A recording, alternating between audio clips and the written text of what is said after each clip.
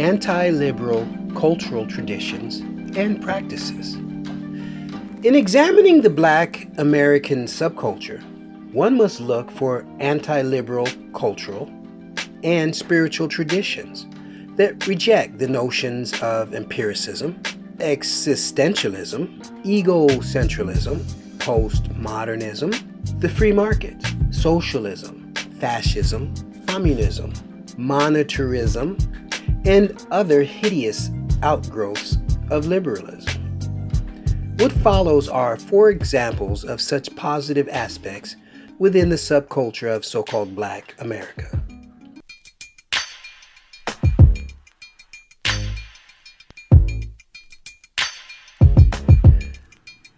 Dr. King's concept of God as an actor in the civil rights movement is an example.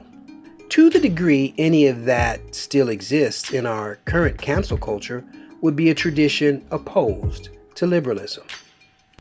The profound poetic content in Negro spirituals is another example, something that is very anti-liberal. Established cultural modes of conversational behavior in Black America are another anti-liberal tradition. This conversational mode is not ego-centered. The conversations in this mode tend to be centered more like a musical composition, where one person says something, and the other person tries to come up with a creative response which affirms and develops what was previously said, often in a playful manner. This tends to create spontaneous creative moments. In such a conversation, all verbs and nouns have a metaphorical potential connected to their sound, as well as metaphorical potential connected to their visual imagery. In order to function, this kind of conversational mode requires respect and trust from all the participants in the conversation. The result is that one can be more direct and truthful without socially negative consequences. This cultural mode of conversation is not liberal and has Socratic qualities. In contrast, the cultural conversational modes of those who came from Europe, especially the English part, often tend to be much more strict, formal, judgmental, ego-driven, without direction, competitive, and sometimes there are painful and poisonous inferential put-downs in these conversational modes.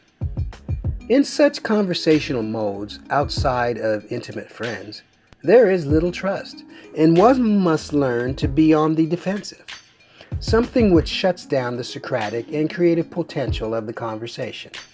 This is much more the case with the educated classes, and less so with the working class.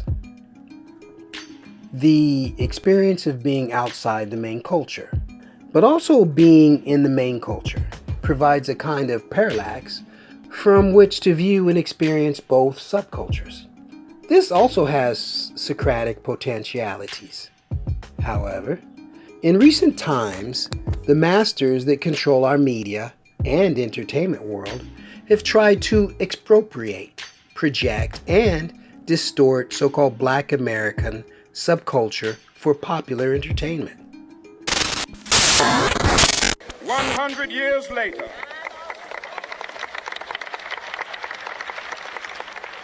the Negro is still languished in the corners of American society and finds himself in exile in his own land.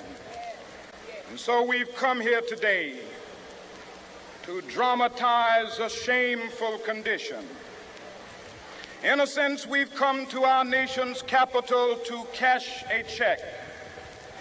When the architects of our republic wrote the magnificent words of the Constitution and the Declaration of Independence, they were signing a promissory note to which every American was to fall heir.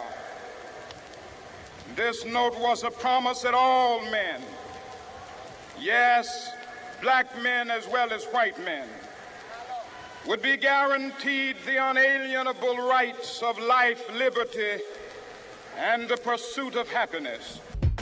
This expropriation is an attempt to impose a caricature of the subculture of so-called Black America as the vicarious replaced culture for spiritually dead white liberals who have lost their procreative life force and are dominated by collective guilt. This is the essence of the popularity of Black Lives Matter among white liberals. This now brings us to the question of alliances.